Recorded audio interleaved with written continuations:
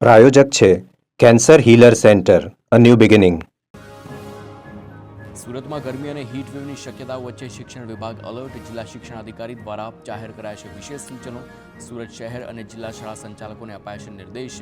ગરમીમાં વિદ્યાર્થીઓને મુશ્કેલી ન સર્જાય તે રીતે સમયમાં ફેરફારની સૂચના.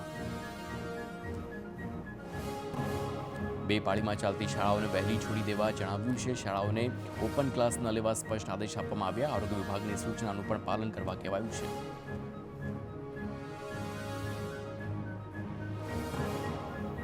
બનાસકાંઠામાં કોલ્ડ સ્ટોરેજના બટાકા મૂકવા માટે ખેડૂતોને જગ્યા નથી મળતી તેવી રાવ છે લોકોની. તો બટાકા ખેતરમાં મૂકી રાખતા થઈ રહ્યું છે નુકસાન. સમયસર બટાકા કોલ્ડ સ્ટોરેજમાં નહીં મુકાય તો બટાકાનો પાક પૂરેપૂરો બગડવાની ખેડૂતોને ભીતિ છે. ભારતીય કિસાન સંઘે કલેક્ટરને રજૂઆત કરી છે. કોલ્ડ સ્ટોરેજ અને વેફર કંપનીઓની સાઠગાંઠ હોવાનો આક્ષેપ છે.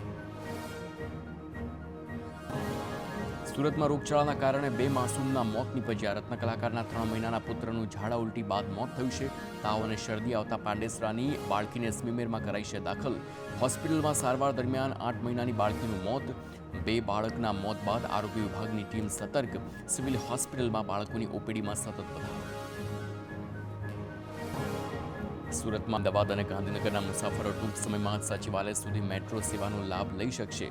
ગાંધીનગર સચિવાલય સુધી મેટ્રો ટ્રેનના ટ્રાયલ શરૂ કરવામાં આવ્યા છે. ગુજરાત મેટ્રો રેલ કોર્પોરેશને ગાંધીનગરના સચિવાલય સુધીની મેટ્રો ટ્રેનનું ટ્રાયલ રન શરૂ કર્યું.